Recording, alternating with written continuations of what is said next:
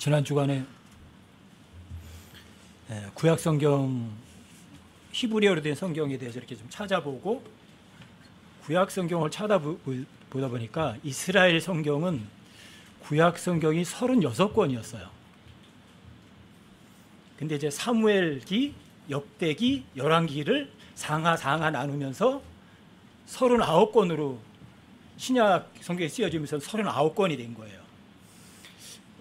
구약 성경은 36권이었는데 신약 성경이 만들어지면서 구약 성경이 39권으로 바뀐 거죠. 그래서 신약 성경이 27권이 쓰여졌어요. 그래서 39하고 29 더하니까 66, 66권이 됐거든요. 구약 성경은 36권이었어요.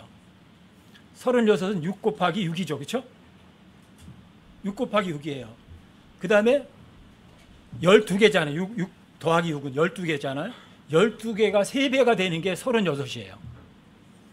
3은 하나님의 숫자이기도 하고, 하나님께서 모든 성경 숫자를 만드시는 것도 그냥 허두로 만드시는 게 아니구나.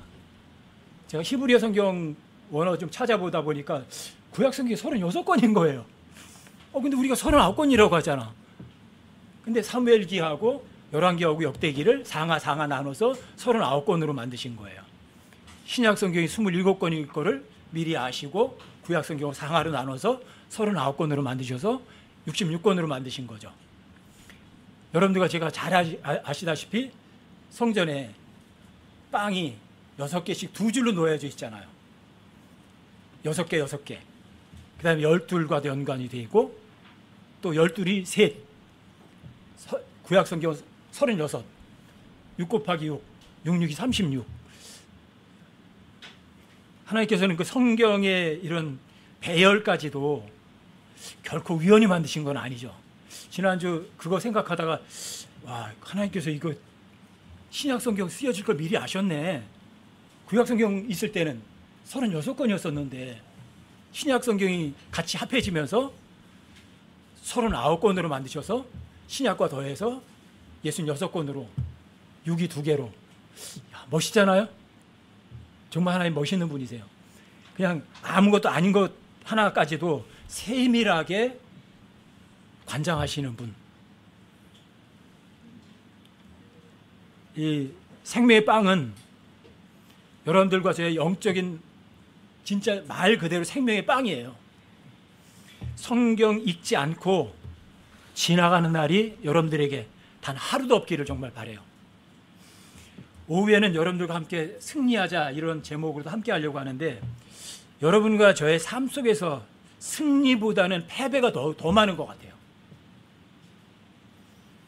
여러분과 제가 정말 삶 속에서 오직 승리만 있었으면 얼마나 좋을까. 승리라는 단어가 신약 구약 전체로 12번밖에 안 나와요. 많이 나오는 단어가 아니에요. 12번밖에 안 나와요. 근데 사무엘하 19장 2절에서 승리라는 단어가 처음 나와요. 근데 그 승리는 사람의 힘으로 사람이 싸워서 얻은 승리라고 해요. 승리란 전쟁에서 싸워서 이기는 거예요. 근데 전쟁에서 싸워서 이겼어요. 누가? 요압이. 그런데 왕의 명령을 거역하고 얻은 승리예요. 승리는 전쟁에서 싸워서 이기는 거예요. 그런데 요압이 싸워서 이긴 승리는 왕의 명령을 거역하고 전쟁에서 싸워서 이긴 거예요. 근데 그 승리는 백성들도 다 슬퍼했고 왕도 슬퍼했고 정작 승리를 얻은 요압 자체 본인도 그 승리의 즐거움을 전혀 누리지 못했어요. 많은 사람들이 이런 승리를 누리고 싶어요. 하나님의 명령을 거절하고 뭔가 손에 쟁취하고 싶어해요.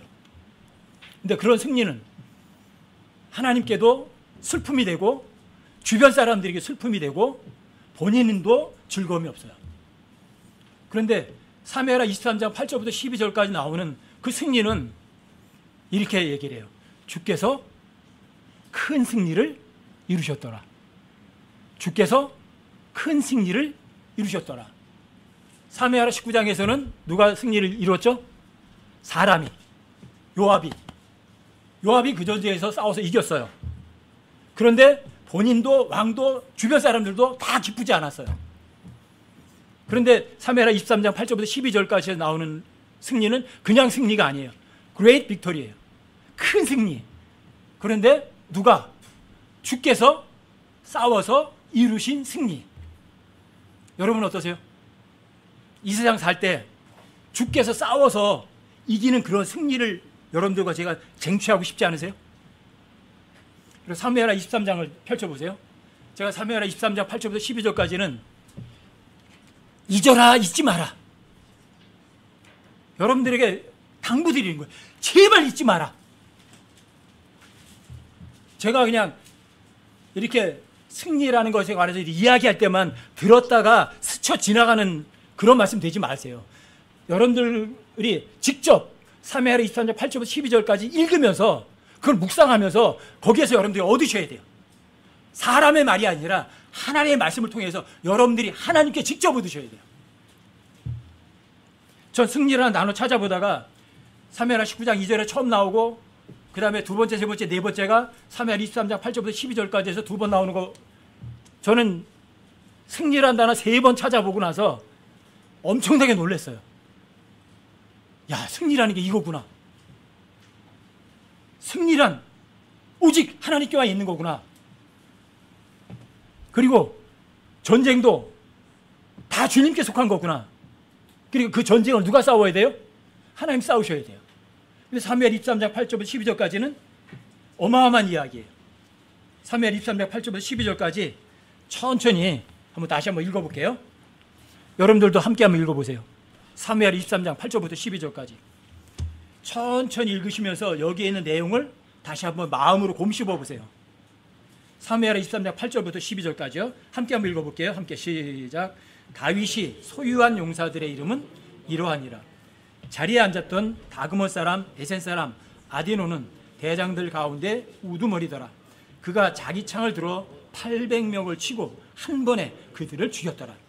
그 다음은 아우와 사람 도도의 아들 엘르아살인데 그는 다윗과 함께한 세 용사 중에 하나더라. 블레셋 사람들이 싸우려고 함께 모임에 이스라엘 사람들이 물러섰으나 그때 그들이 저들에게 도전하였고 그가 일어나서 손이 피곤하여 칼에 달라붙을 때까지 블레셋 사람들을 쳤더라.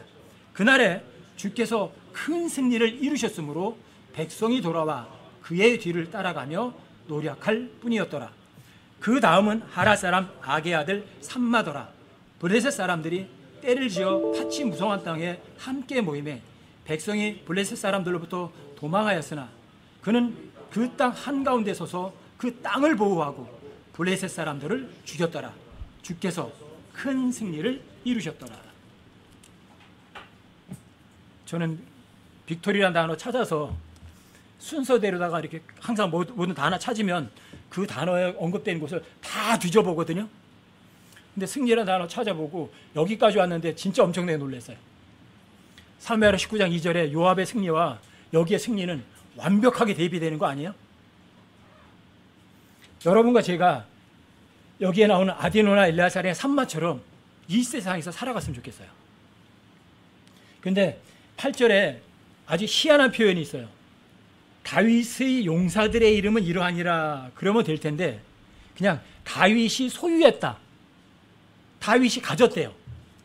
다윗이 소유한 용사들의 이름은 이러하니라 이래요. 여러분들과 저의 보이는 몸뚱어리가 누구 거죠? 보이지 않는 영은 누구 거죠? 여러분들과 저의 혼은 나지만 눈에 보이는 몸, 육신과 보이지 않는 영은 하나님 거예요. 여러분들과 제가 혼은 나예요. 나 자신이에요. 혼 자체가 하나님의 것이 될 수가 없어요. 그런데 여러분들과 제 영과 몸이 하나님 거라면 여러분들과 제가 아디노나 엘르아살의 산마처럼 엄청난 승리를 얻을 수 있다는 걸 여기서 상징적으로 보여주는 거예요. 다윗이 소유했다. 예수님이 다윗의 보좌에 앉듯이 여러분과 제가 하나님의 소유가 된다면, 하나님의 손에 쓰여지는 하나님의 도구가 된다면 여러분과 저는요 삶 속에서 아디노나 엘르아살이나 삼마가 겪은 이러한 일들이 여러분과 제 삶 속에서도 일어나겠어요? 일어나지 않겠어요? 모든 구약 성경은 여러분과 저의 본보기예요. 예예요. 아디노에게 일어났던 일들이, 엘르아살에게 일어났던 일들이, 삼마에게 일어났던 일들이 여러분과 저의 삶의 본보기라면 여러분과 제 삶 속에서도 이런 일들이 일어날 수 있어요. 믿으세요? 이거는 아디노에게만 일어났던 일이 아니고 엘르아살에게만 일어났던 일이 아니고 삼마에게만 일어났던 일이 아니라고요. 여러분과 저에게도 이런 일들이 일어나야만 되는 거라고요. 아디노는 자기 창을 들어서 한 번에 800명을 죽였대요. 여러분 한번 그 설명 좀 한번 해보세요. 창을 들어서 한 번에 800명을 죽인다고요? 800번이 아니고 한 번에. 어떻게 가능하죠? 여러분과 저 같이 육체를 잃고 있는 사람들에게 800명을 한 번에 죽이는 것은 불가능이에요. 그런데 아디노에게는 그런 일들이 일어났어요. 한 번에 그들을 죽였다고 그래요. 믿으세요? 전 이해가 안 되지만 믿어요. 왜? 성경에 기록됐으니까 제가 믿는 거지, 성경이 아니라 다른 사람이 소설책에 이런 것이 써 있으면 웃기는 상상을 써놓은 거야, 저는 이렇게 얘기할 거예요. 하지만 성경이 말했으니까 저는 믿어요. 왜? 하나님이 창조자인데 하나님께 뭔가 불가능한 게 있으면 하나님은 거짓말쟁이죠. 하나님 자기 책에다가 아디노가 800명을 800번에 죽였는데 한 번에 그들을 죽였다고 써놓으면 하나님이 거짓말쟁이죠. 저는 그런 하나님 안 믿어요. 자, 하나님을 이해하고 믿는 거예요? 아니면 하나님의 말씀을 믿으면 이해가 되는 거예요? 좀 믿으면 이해가 돼요. 하나님이 창 한 번에 800명 죽이는 게 뭐가 어려워요? 천사 하나가 18만 5천 명을 순식간에 없애버렸어요. 뭐가 어려워요? 여러분과 저에게도 이러한 일들이 실제 있어야만 된다고요. 여러분, 그 엘르아살 이야기도 여러분들 여러 번 들으셨어요. 세 용사 중에 하나예요, 엘르아살도. 근데 블레셋 사람들이 쳐들어오니까 이스라엘 사람들이 다 도망갔어요. 엘르아살 혼자 남았어요. 근데 혼자 쳐들어오는 이스라엘 사람들을, 블레셋 사람들을 치느라고 얼마나 오랫동안 적을 막았는지 손이 칼에 달라붙을 정도로 써 있어요. 여러분들도 충분히 이해하실 거예요. 저도 여름에 낫 가지고 풀을 열심히 자르거든요. 한참 다르다 보면 이 낫자루에서 손이 안 펴져요. 달라붙으신 것처럼 돼가지고 안 펴져요. 꽉 돼가지고. 그 정도로 오랫동안 혼자 이 블레셋 사람이 쳐들어오는 걸 칼로 막은 거예요. 몇 명이서? 혼자. 말이 돼요? 우리말에 그런 말 있죠. 일당백이다, 일당천이다, 그런 말 있잖아요. 문자 그대로 엘르아살은 그렇게 적을 막은 거예요. 그런데 여기 엘르아살이 큰 승리를 이루었더라, 그렇게 써 있지 않아요. 엘르아살 칼이 손에 달라붙을 정도가 됐는데 그 성경에 이렇게 써 있어요. 그날에 엘르아살이 큰 승리를 이루었다고 써 있지 않아요. 어떻게 써 있어요? 그날에 주께서 큰 승리를 이루셨으므로 도망쳤던 백성들이 돌아와서 전리품만 거뒀더라, 이렇게 써 있어요. 누가 싸웠어요? 아니, 엘르아살이 칼이 손에 달라붙을 정도로 해서 엘르아살이 싸웠죠. 근데 하나님 누가 싸웠대요? 엘르아살이 싸웠다고 안 해요. 주께서 싸우셨대요. 왜요? 엘르아살은 하나님의 소유가 됐거든요. 그러니까 하나님이 싸우신 거예요. 엘르아살은 칼이 손에 달라붙을 정도로 오랫동안 그 칼을 쥐고 적을 물리칠 만한 힘이 없었어요. 하지만 엘르아살이 하나님의 소유가 됐기 때문에 하나님께서 그 엘르아살을 도구로 사용하신 거예요. 여러분들과 제가 배워야 될 거예요. 이 세상에서 그 어떤 어려움도 내가 노력해서 그 어려움을 해결할 수 있는 방법은 없어요. 이 지구상에서 어떤 사람도 죄 안 짓고 착하게 살아서 하늘나라 갈 수 있는 사람은요, 단 한 사람도 없어요. 전혀 없어요. 죄 짓고 나쁜 짓 해서 지옥에 가는 게 아니라 죄 짓고 나쁜 짓을 한 그 모든 죄를 하나님이 대신 용서해 주셨는데 그 사실을 믿지 않아서 지옥에 가는 거죠. 여러분들과 제가 이 세상에 그 엄청나게 어려운 일들이 많이 있지만 내가 싸우면 백전백패예요. 근데 내가 하나님께 모든 걸 드려요. 여러분들이 하나님 믿는다는 건 하나님께 모든 걸 다 맡겨 드리는 거예요. 그럼 그 하나님께서 여러분과 저를 사용하시면 그게 승리예요. 그게.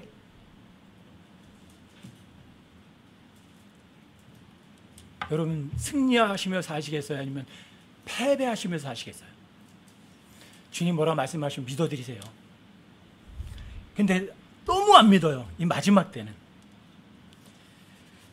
제가 이 마지막 때 제일 마음 아픈 게 뭐냐면 올바른 성경을 믿는다는 사람들이 하나님 말씀 모르는 게 아니라 다 알아요. 머리로는 아는데 마음으로는 진짜 안 믿어요. 여러분들 잘 아실 거예요. 자, 마지막 때 환난인 때가 가까이 다가오면 온 세상 사람들의 뭐가 식어진대요? 뭐가 식어진대요? 사랑이 식어진다고 하죠. 여러분 못 느끼세요? 피부로 못 느끼세요? 어떻게 이렇게 세상에 사랑이 없을까 싶어요. 아니 서로 사랑하라고 하셨지 서로 미워하라고는 안 했잖아요. 근데 왜 제 얼굴 보지도 않은 사람들인데 왜 그렇게 미워하고 비난해야 돼요? 그것도 성경을 가리킨다는 사람들이. 전 그게 제일 슬퍼요. 전 여러분들도 마찬가지예요. 여기 있는 여러분들도 제가 당부드린다면 이거예요. 정말 사랑하는데 모든 걸 쏟으세요. 그런데 여러분들과 제가 자칫하면 속아요. 다른 사람을 사랑한다고 하면서 오히려 그 사람을 좀 힘들게 하는 경우도 많이 있어요. 여러분들 잘 아시다시피 우리 교회 모임에 몇 주 때 안 나오는 분들이 몇 분 계시잖아요. 이유가 뭘까? 말은 그 지체를 세워주기 위한 거예요. 그런데 세워준 게 아니라 그 지체를 실족시켜버려요. 내용보다도 제일 중요한 거예요. 여러분들, 자, 말을 옮기는 거는 어때요? 좋은 말도 옮겨가다 보면 어떻게 되죠? 더 나쁘게 옮겨지잖아요. 그렇죠? 여러분들이 그 말을 옮기는 거는 좋아요. 옮기는 거는 좋은데 이거는 조심하세요. 여러분들에게 부탁드리는 거예요. 예를 들어서 윤병기 형제가 저를 욕했다고 그러더라. 근데 어떤 다른 사람이 얘기를 하는 거예요. 윤 형제가 형님 욕하던데요? 자, 세워주는 거예요? 둘 다 망가뜨리는 거예요. 예를 들어서 어떤 사람이 성경을 안 읽는데요. 어떤 사람이 누가 성경 안 읽는다고 그러던데? 그래요. 그런데 그 사람이 물어볼 거 아니에요. 누가 그래? 그럴 거 아니에요. 그럼 누가 그래? 그러면 그 사람은 자기가 성경 안 읽지 않는 그 잘못을 고칠 생각은 추워도 없어요. 다만 그 말을 한 사람을 미워하는 데는 모든 걸 다 쏟아요. 이런 일들이 우리 모임에서 실제로 일어난 거예요. 그래서 교회 안 오는 거예요. 또 마찬가지예요. 교회 오는 것하고 안 오는 것하고는요, 저는 정말 무관해요. 전 누구 보고 교회 오라고 안 하니까. 여러분들이 당부드려요. 여러분들이 어쩔 수 없이 어떤 사람이 한 이야기를 다른 사람들에게 만약에 전달을 한다면 그 사람이 성경을 읽지 않는데 그것만 전달하세요. 누가 그랬어? 누가 그랬대? 그러면 그 누가 그래서 말한 사람도 무너지고 그 말을 들은 사람도 무너져요. 절대 세워주지 않아요. 아시겠어요? 제발 당부드리는 거예요. 사건들이 일어나가지고 실족하는 분들이 그 말들 때문에 사건이 일어나고 현실이 돼버려요. 그리고 많은 사람들이 그래요. 제가 여러분들이 그러잖아요. 저한테 칭찬받을 거 하나라고 그래요. 그런데 말은 저한테 칭찬받지 않는다고 하면서 저에게서 뭔가 책망이 나가면 싫어해요. 그 얘기는 뭐예요? 책망을 받지 못했으면 칭찬 원한 거예요. 자기가 자기 속인 거예요. 이런 것들. 여러분들과 제가 하나님을 믿는 거는 저 때문에 하나님 믿는 거 아니에요. 다른 사람 때문에 하나님 믿는 거 아니에요. 교회 오시는 것도 저 때문에 오시면 안 돼요. 여러분들 하나님 보고 오세요. 오늘 태근 형제도 왔는데 멀리서 오지 말라니까 또 왔어. 얘기도 없이. 근데 내가 왜 오냐고 그러거든요. 근데 자기 때문에, 자기 마음 편하니까 오는 거예요.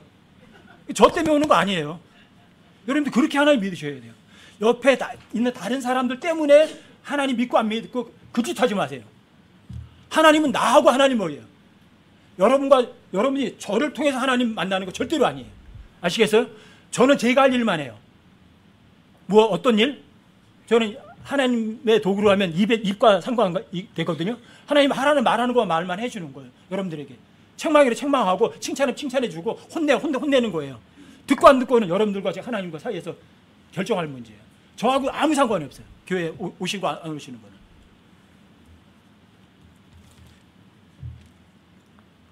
여러분들과 제가 사람 때문에 실족되거나 사람의 말 때문에 하나님과 거리가 멀어진다면 그 사람은 승리하는 사람이 아니라 패배하는 사람이에요. 승리라는 단어는 누구에게만 있느냐? 하나님께만 승리라는 단어가 있어요. 승리할 수 있는 분은 누구냐? 하나님만 승리하세요. 성경에 승리라는 단어 12번 나오는데 그 승리라는 단어가 사람들에게 사용된 적이 있는가 한번 찾아보세요. 있어요? 전혀 없어요. 승리는 주께 속한 거래요. 그럼 승리는 어디에 속한 거예요? 주님께 속한 거예요. 여러분들이 이 세상에 승리하려면 하나님의 말씀을 여러분들이 외면하고 승리할 수 있는 가능성은요, 제로예요. 요한일서 5장 4절 5절 이렇게 보시면 여러분들 승리에 대해서 너무너무 잘 아시고 여러 번 읽었던 구절이죠. 다시 한번 찾아보세요.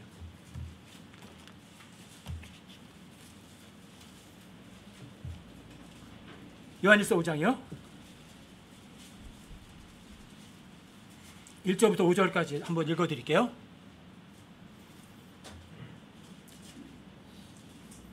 요한일서 5장 1절부터 5절까지.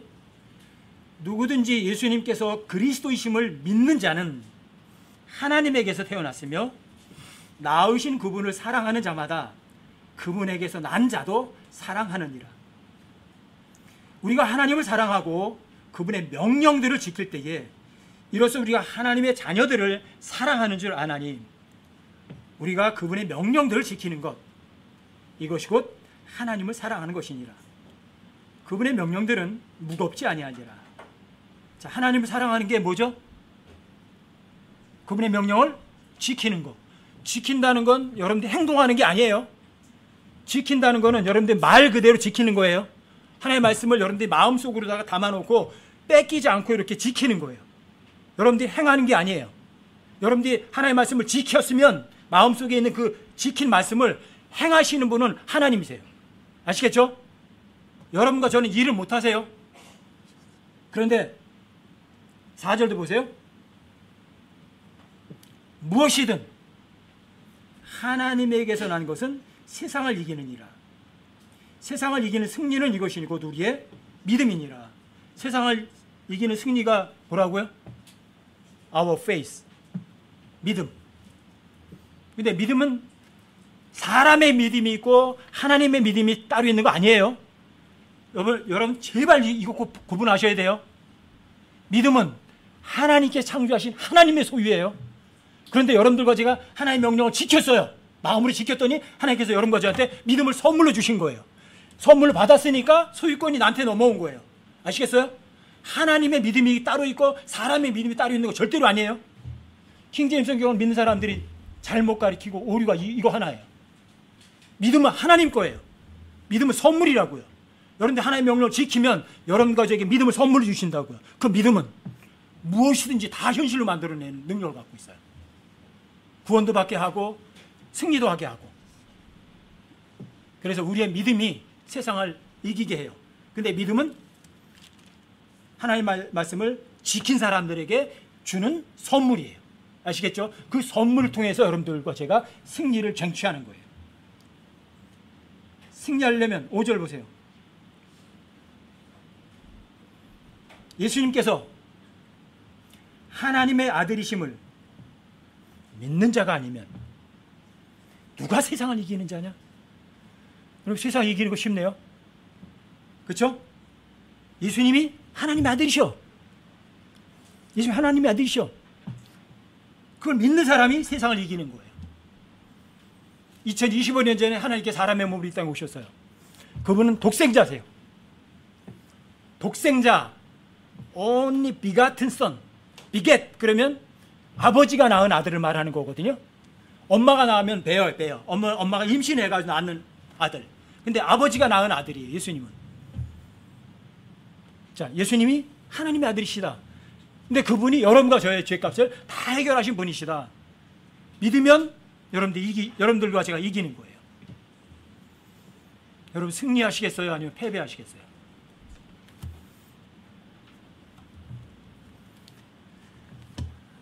저는 여러분들에게 하나님의 말씀을 외치고 전해주는 사람이잖아요.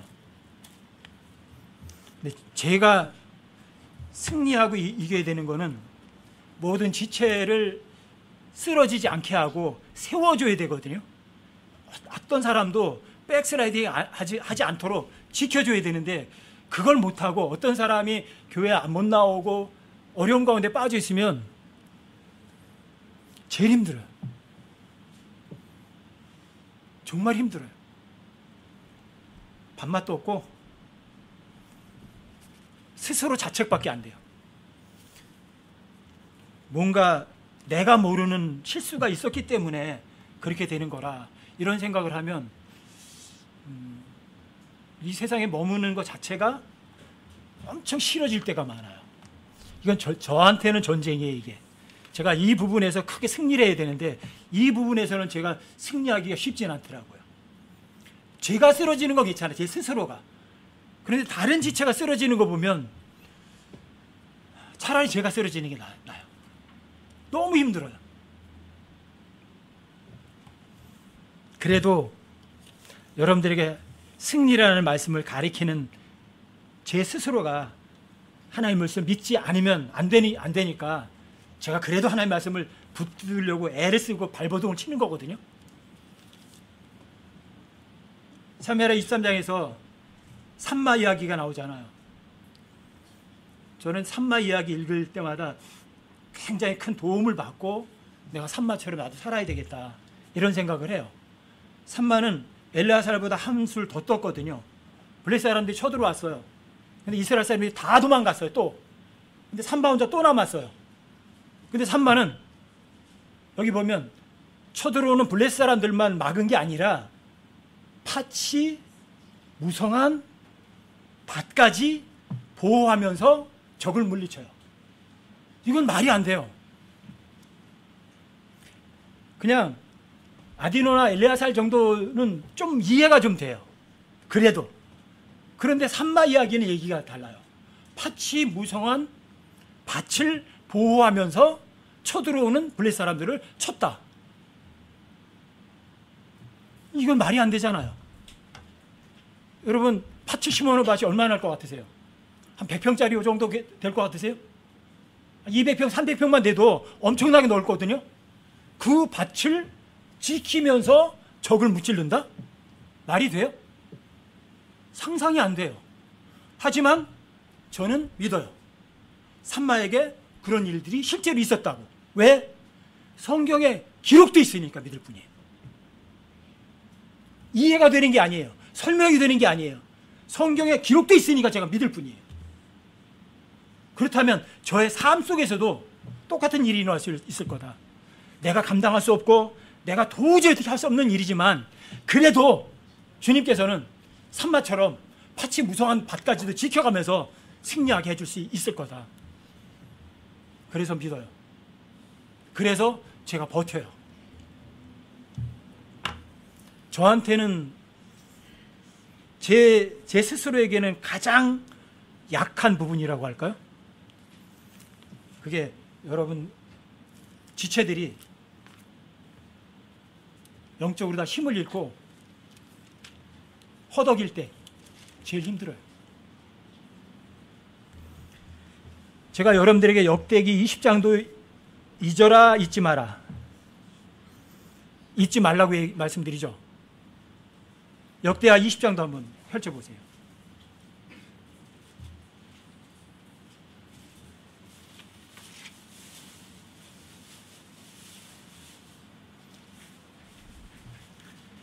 역대하 20장 1절 한번 읽어드릴게요. 이 일 뒤에 또 모압과 암몬 자손이 암몬 족속 외에 다른 사람들과 함께 와서 여호사밧을 치며 싸우려 함으로, 여기 모압, 암몬, 다른 암몬 족속 외에 다른 사람들은 뒤에 보면 세일 족속이거든요. 세일산의 자손들 연합군으로 들어와서 여호사밧을 치러 온 거예요. 근데 이 엄청나게 큰 무리를 여호사밧이 감당할 꿈도 못 꿨어요. 그래서 두려워서 온 이스라엘 사람들에게 다 금식을 명하고 하나님 앞에 무릎 꿇은 거예요. 왜? 저 엄청난 무리를 내 힘으로 이기는 건 불가능이니까. 그러니까 우리 눈이 오직 주님만 바라본 거예요. 여호사밧하고 이스라엘 사람들이 자신들의 지혜, 자신들의 힘, 자신들의 능력을 의지하지 않고 오직 주님만 바라봤어요. 그러면 기적이 일어나는 거예요. 그렇게 했더니 하나님께서 그 전쟁은 너에게 속한 게 아니야. 왜요? 전쟁은 출애굽기 14장 14절에도 나와 있죠. 전쟁은 누구에 속한 거라고요? 주께 속한 것이니까. 하나님, 그래, 전쟁은 너한테 속한 거 아니니까 너는 이제 내가 이제 싸울 거를, 너는 싸울 필요 없어. 가만히 정렬하고 잘 쳐다봐. 전법까지 다 알려줘요. 자, 모압과 암몬 자손이 어디로 올라올 걸 다 알려줘요. 그리고 그 전쟁터에 나가는데 총칼들은 군대들이 앞장섰어요? 아니면 하나님을 찬양하는 찬양대가 앞장섰어요? 이게 말이 돼요? 전쟁터에 하나님을 찬양하는 찬양대들이 제일 앞장서서 나갔다. 놀러 나가는 거 아니잖아요. 전쟁터잖아요. 여러분들은 전쟁터에 주를 찬양하는 사람들이 앞장서서 나가는 거 가능해요? 상식이에요? 비상식이죠. 근데 그게 하나님을 진짜 믿는 사람들이에요. 여러분들이 빌립보서 4장 6절 7절에서 이렇게 말하죠. 아무것도 염려하지 말고. 염려하래요? 염려하지 말래요? 아무것도 염려하지 말고 모든 일에서 기도와 간구로 요청할 것들을 뭐와 더불어서? 감사와 더불어서 하나님께 알려라. 이게 여호사밧이 이스라엘 사람들이 한 거예요. 엄청나게 쳐들어온 저 무리를 어떻게 할 수 없는데, 전쟁은 하나님께 속한 건데 하나님께서 제일 앞에 찬양대회를 내보내요. 믿은 거예요. 감사와 더불어서 하나님께 알린 거예요. 하나님께 찬양한 거예요. 그랬더니 하나님께서 이스라엘 백성들이 전쟁을 시작한 거예요. 전쟁 시작이 이거예요. 찬양하고 노래를 시작한 거예요. 하나님을 높인 거예요. 찬양을 했더니 기적이 일어난 거예요. 여러분 역대하 20장 22절부터 조금 읽어보세요. 저 이 부분을 읽을 때마다 이런 말 나요. 정말 멋쟁이 하나님이시다 싶어요. 역대기 20장 22절부터 한번 보세요. 그들이 노래하고 찬양을 시작할 때에 주께서 복병을 두어 유다를 치러 온 암몬과 모압과 세일 산의 자손을 치게 하셨으므로 그들이 패하였더라. 어떻게 패했냐? 상세한 건 23절 24절에서 상세하게 얘기해줘요. 어떻게 패했냐? 암몬과 모압 자손이 일어나 세일 산의 거주민들을 쳐서 철저히 죽여 멸하고, 또 세일의 거주민들을 멸하여 끝을 낸 뒤에는 그들이 각각 다른 사람을 멸하는 것을 도왔더라. 그들이는 그 앞에 암몬과 모압 족속이에요. 암몬과 모압이 서로 죽여버린 거예요. 암몬과 모압과 세일산의 거주민은 같은 편이죠. 그렇죠? 한 편이잖아요. 근데 한 편에서 서로 싸워서 서로 죽인 거예요. 이스라엘 백성들은 한 사람도 모압, 암몬, 세일산의 거주민을 죽인 적이 없어요. 여러분, 이게 사실의 거짓이에요. 이거 사실이라고 믿으세요? 믿지 못하세요? 여러분 24절에 보세요. 유다가 광야의 파수망대에 이르러 그 무리를 보니 보라, 그들이 땅에 쓰러진 시체더라. 아무도 피하지 못하였더라. 이스라엘 백성들이 암몬과 모압, 세일산의 거주민들을 어떻게 이겼죠?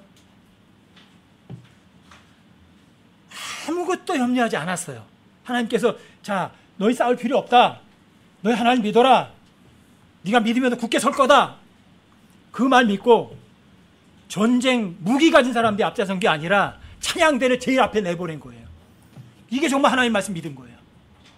이게 아무것도 염려하지 않았고 모든 짓에 기도와 간구로 요청할 것을 감사와 도로 하나님께 알린 거예요. 그러니까 누가 싸우셨어요? 하나님 싸우셨어요.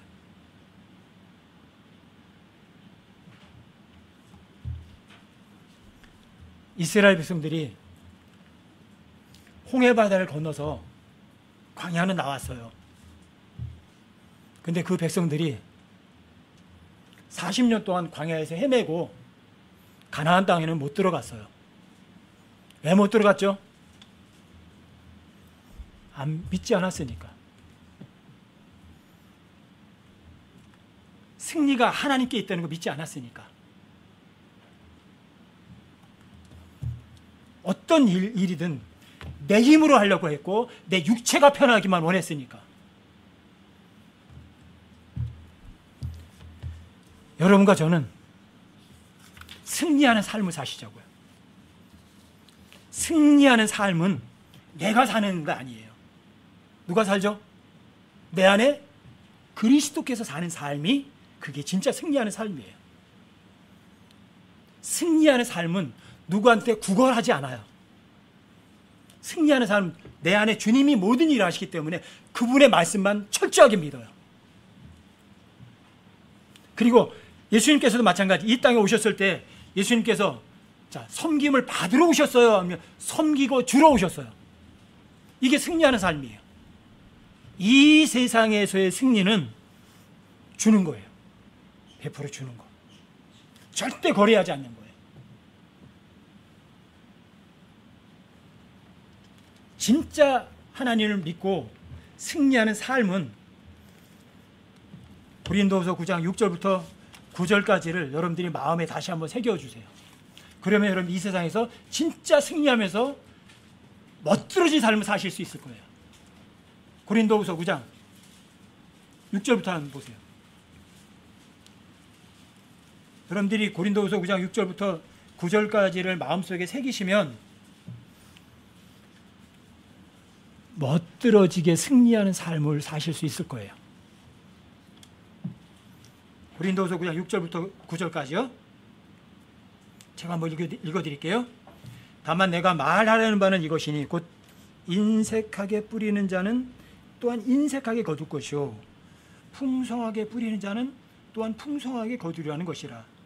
저마다 자기 마음속에 정한 대로 줄 것이요 마지못해 주거나 억지로 주지 말지니 하나님이 즐거이 주는 자를 사랑하시느니라.